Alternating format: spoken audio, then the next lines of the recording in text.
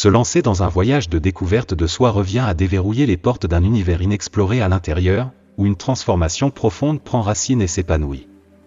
Aujourd'hui, nous nous retrouvons à entrer dans le domaine sacré du développement personnel, tirant inspiration de la philosophie intemporelle du stoïcisme. Dans cette exploration, nous dévoilons des pratiques essentielles qui non seulement affinent les facettes de votre existence mais détiennent également le potentiel d'initier un changement profond et authentique. Ces pratiques sont plus que de simples rituels, ce sont des invitations à révolutionner votre paysage intérieur, ouvrant la voie à une métamorphose radicale. Bienvenue dans la sagesse stoïcienne, où nous vous invitons à vous installer confortablement, tandis que nous plongeons sans délai dans les profondeurs de ces principes transformateurs. Alors que nous nous engageons dans ce voyage, plongeons-nous d'abord dans une vérité fondamentale, la force que nous cherchons réside souvent dans la simplicité de nos actions. Un acte discret mais puissant de courage se trouve dans l'art de ne pas se justifier envers ceux qui nous ont causé de la douleur. Considérez ceci, lorsque blessés par quelqu'un qui était autrefois un confident, il n'existe aucune obligation de leur fournir une explication détaillée ou de s'engager dans une confrontation dramatique. Le choix optimal est, en fait, tout le contraire, avancer avec grâce. Il ne s'agit pas de chercher vengeance ou de demander des excuses, c'est une décision consciente de sauvegarder votre paix intérieure. Dans les cas où la personne revient en demandant de l'aide, un « non » simple mais résolu peut être une affirmation puissante de l'estime de soi. Il n'est pas nécessaire d'aider quelqu'un qui a trahi votre confiance. Opter pour un retrait discret, sans drame, est souvent la voie la plus sage à suivre. Laissez le temps dérouler les conséquences de leurs actions tout en priorisant votre bien-être et en permettant à l'avenir de se dérouler naturellement. Une telle approche favorise la croissance pour toutes les parties impliquées. La sincérité devient un principe directeur dans ce voyage, car vous reconnaissez que vous n'êtes pas obligé de maintenir des liens avec ceux qui vous manquent de respect. Choisir la santé mentale et le développement personnel plutôt que le drame inutile est une décision courageuse qui vous propulse vers une existence plus authentique et épanouissante. Citant la sagesse de Marc Aurèle, la meilleure vengeance est de ne pas ressembler à celui qui a commis l'injustice. Cela sert de rappel profond de ne pas descendre au niveau de ceux qui nous ont fait du tort.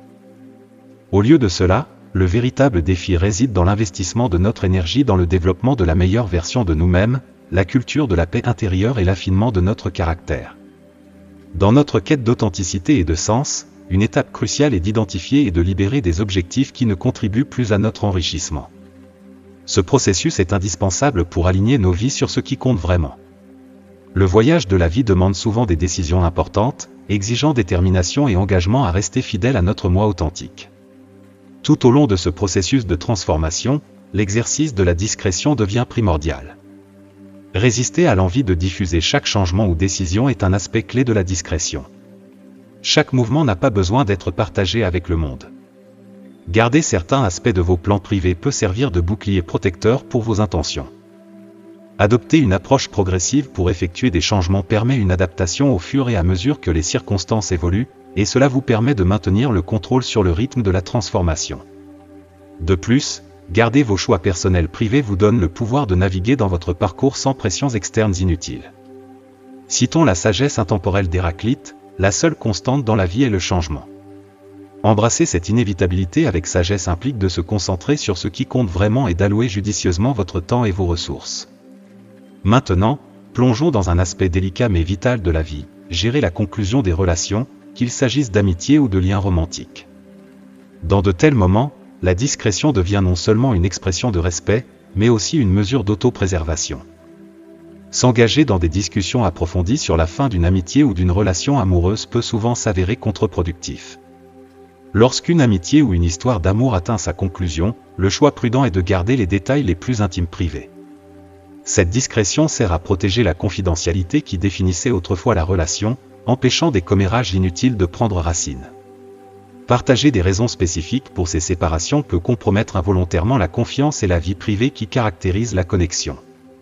En faisant preuve de retenue en divulguant des affaires privées, vous préservez non seulement votre bien-être mais contribuez également à une clôture plus digne pour les deux parties impliquées. En naviguant sur le terrain délicat des fins de relation, rappelez-vous que la discrétion n'est pas seulement un signe de maturité, mais aussi un élément clé pour protéger la sacralité des connexions qui ont façonné votre parcours.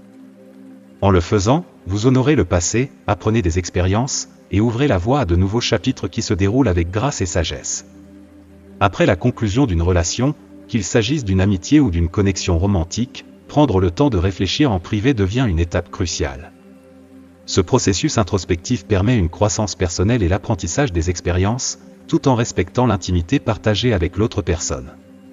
En gardant cette réflexion privée, vous créez un espace pour un processus de guérison plus profond.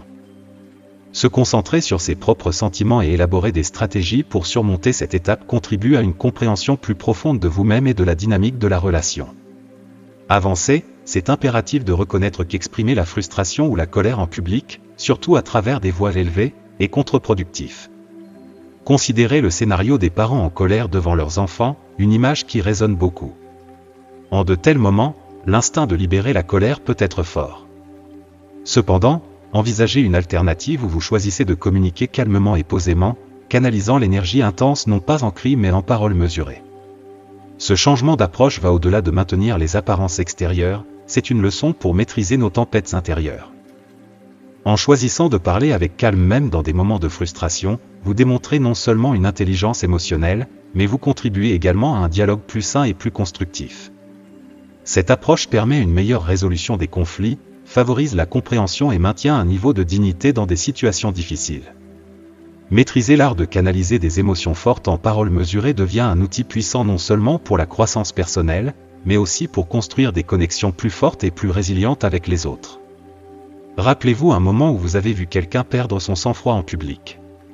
Le malaise ou la déception qui a probablement suivi est un sentiment partagé.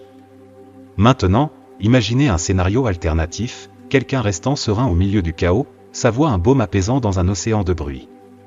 Aspirer à incarner une telle sérénité est une aspiration commune. Convertir la colère en action constructive et la frustration en concentration est une alchimie transformative pour l'âme. Cela va au-delà de simplement retenir des mots en colère, cela implique de canaliser cette énergie dans quelque chose qui vous propulse en avant, transformant les obstacles en opportunités. Au mot d'Héraclite, être calme est la plus grande réalisation de soi. Cette déclaration profonde souligne l'idée que maintenir son calme au milieu du chaos est une démonstration de notre plus grande force. Cela sert de rappel que trouver l'équilibre est un acte de vraie bravoure. Maintenant, explorons le domaine délicat de la propagation d'opinions négatives sur les autres. Exercez la prudence et la réflexion dans ce domaine. Réfléchissez à la dernière fois où vous avez entendu quelqu'un parler négativement d'une autre personne. Cela n'a-t-il pas suscité des pensées sur ce qu'il pourrait dire de vous lorsque vous n'êtes pas présent ? Diffuser des opinions négatives sur les autres revient à traverser un terrain glissant. Il est facile de se laisser emporter dans le moment, mais une fois prononcés, ces mots adhèrent à votre caractère comme des ombres, projetant une lumière sombre sur qui vous êtes.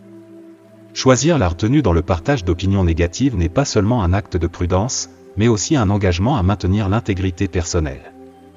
En exerçant la prudence et la réflexion, vous contribuez à un environnement social plus positif et constructif, favorisant des connexions basées sur la confiance et le respect.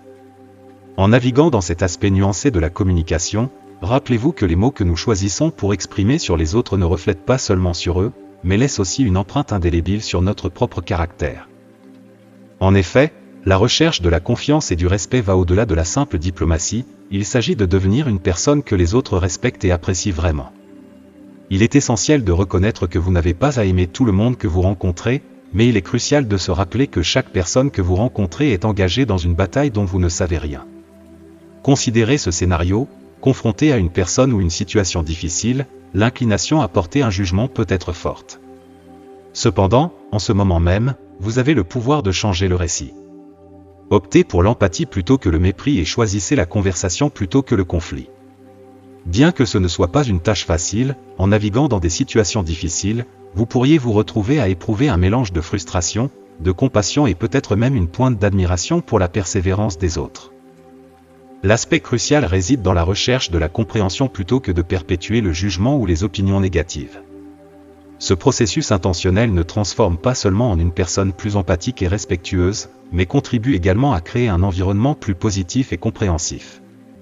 En vous abstenant de commémorer et en cherchant activement à comprendre les autres, vous vous élevez non seulement vous-même, mais aussi l'atmosphère collective, favorisant une culture de respect mutuel et d'empathie. En fin de compte, ce choix d'embrasser la compréhension plutôt que le jugement façonne non seulement votre caractère, mais contribue également à construire des connexions plus significatives et positives avec ceux qui vous entourent. Faire face à la critique est un aspect inévitable de notre parcours de vie, semblable aux saisons qui changent. Que les critiques soient constructives ou injustifiées, la façon dont nous les absorbons et y répondons sert de facteur déterminant de notre caractère. Considérer la critique comme un miroir reflétant à la fois nos qualités et nos défauts est une perspective transformative. Lorsqu'on est confronté à la critique, prendre un moment pour l'introspection devient crucial. Cela nous incite à nous demander, y a-t-il une leçon à tirer de ces mots ? Adopter cette mentalité transforme la critique d'un obstacle perçu en une opportunité de croissance.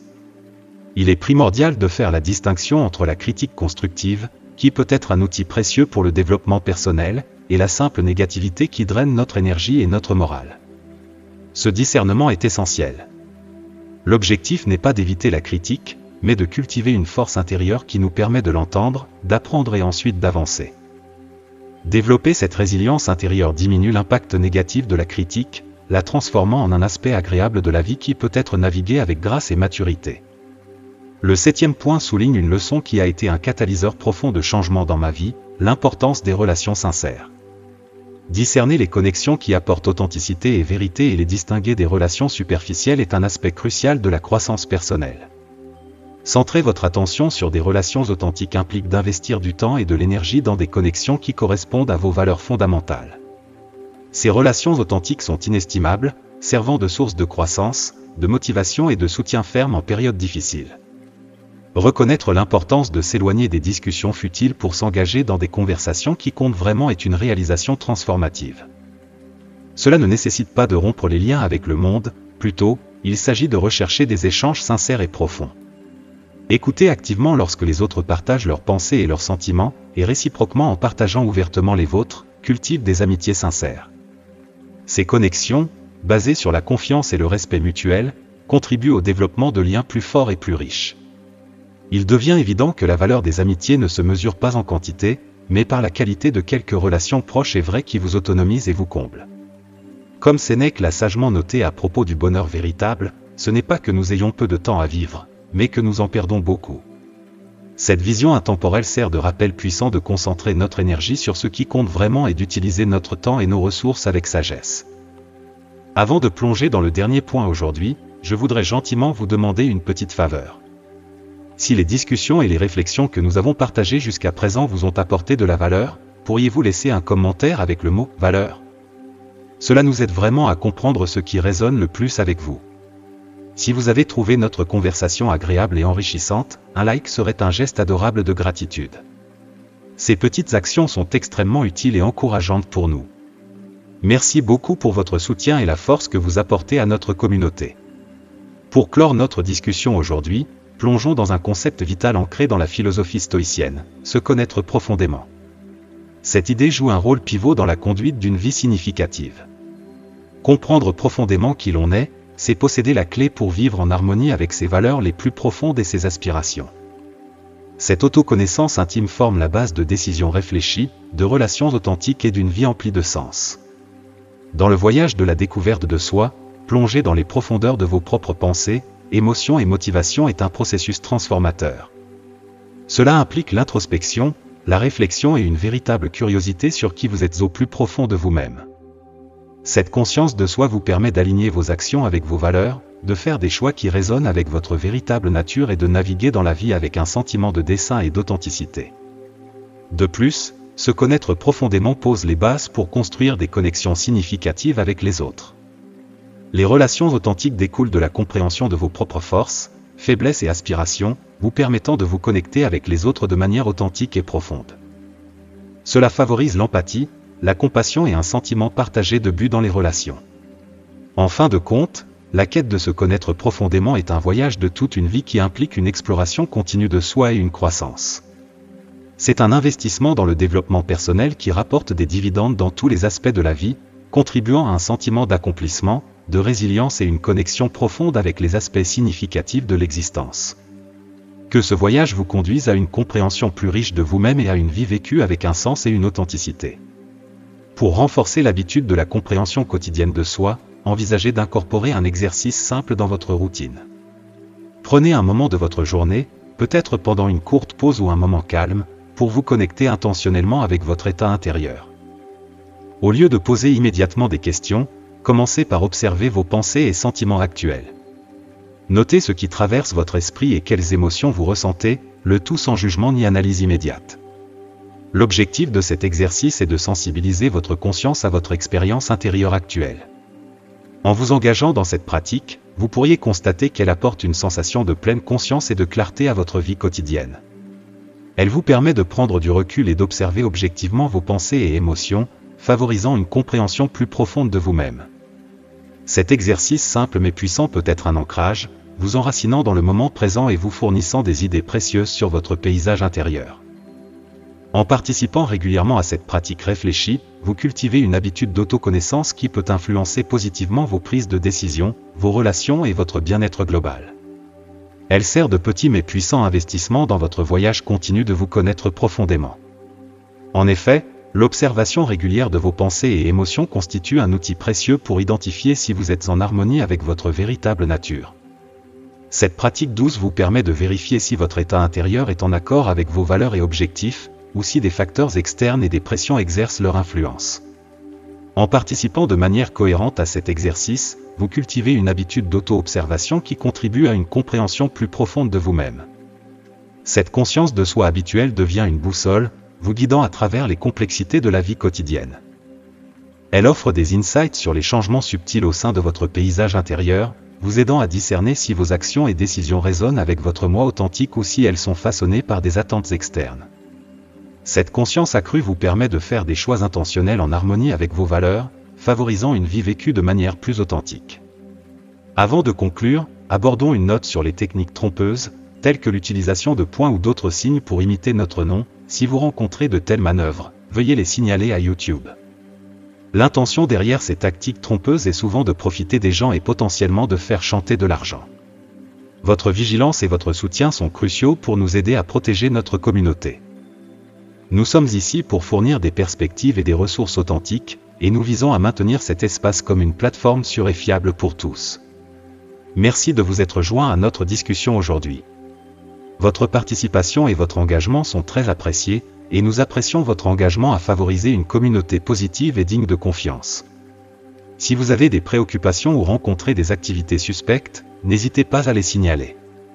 Ensemble, nous pouvons garantir que cet espace reste une source de conversation authentique et significative.